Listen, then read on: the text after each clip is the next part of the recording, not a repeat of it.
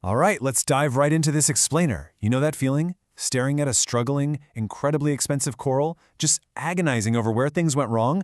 Well, you're in the right place. Put the wallet away for a second, because today we're unpacking the real secret to making your reef tank absolutely flourish. So, why do so many corals fail to thrive? Look, it's a super common myth that corals die just because the species is theoretically, too hard to keep. We hear that excuse all the time in the hobby, right? But the source material points the blame squarely at something else entirely: sudden environmental changes. I mean, think about it. Corals in the ocean live in literally one of the most stable environments on Earth. It's usually a sudden swing in their aquarium surroundings, not their innate difficulty, that causes them to just crash. Okay, here's our blueprint for success today.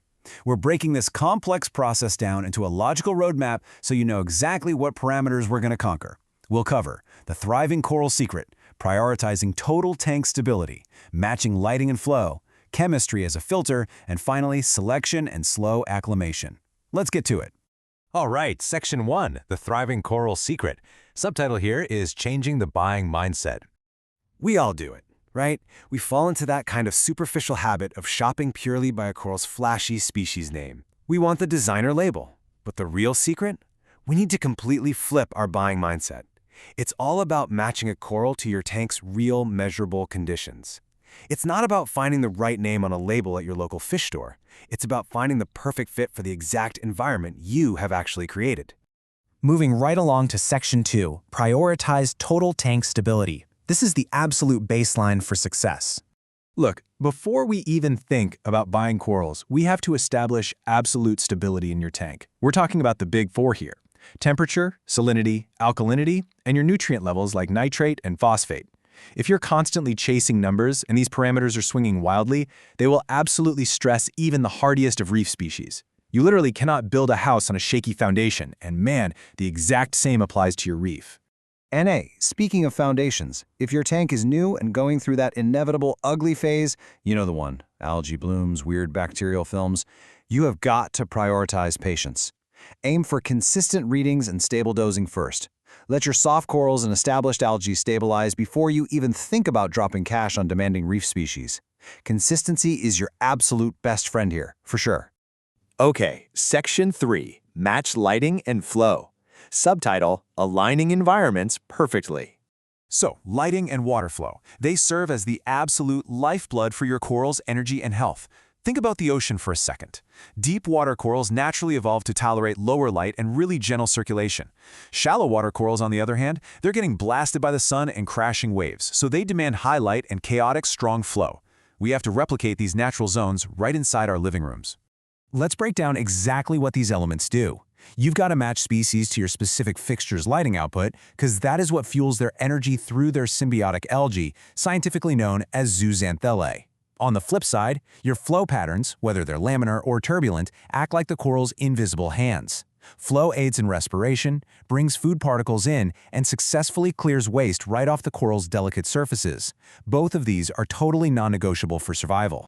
So the absolutely crucial point here is physical alignment. You must plan a realistic way to adjust placement so the coral fits your current setup. Don't force a sun-loving coral into a shadowy cave at the bottom of your aquascape just because it looks nice to you. And conversely, no way should you put a delicate, low-flow species right in front of a powerhead where it gets a constant blast. You got to work with your tank's microzones, not against them. Next up is Section 4, chemistry as a filter. We're aiming to find that perfect Goldilocks zone. Now we're examining how water chemistry acts as a really strict filter for which corals will actually survive in your system. This means maintaining rock-solid alkalinity and calcium while keeping magnesium and salinity steady. Why does this matter so much? Well, these are the literal building blocks for their skeletons. Even among so-called easy corals, keeping these specific elements in a stable range is absolutely essential for proper nutrition and long-term health. When it comes to nutrients, you want to find that perfect balance. A lot of hobbyists strive for absolute zero nitrates, but extremely sterile water can actually starve your corals by limiting their feeding opportunities. On the flip side, uncontrolled nutrient spikes fuel nuisance algae and severely stress sensitive tissue. So if your nutrient control is currently a bit unstable, you need to start with corals that can actually cope with minor fluctuations. Only build toward those more demanding species once your system proves as predictable. Which brings us to our final stretch, Section 5, Selection and slow acclimation, executing the perfect match. Okay, now that your tank stability is verified, let's talk execution. Here is your mental checklist for the shop.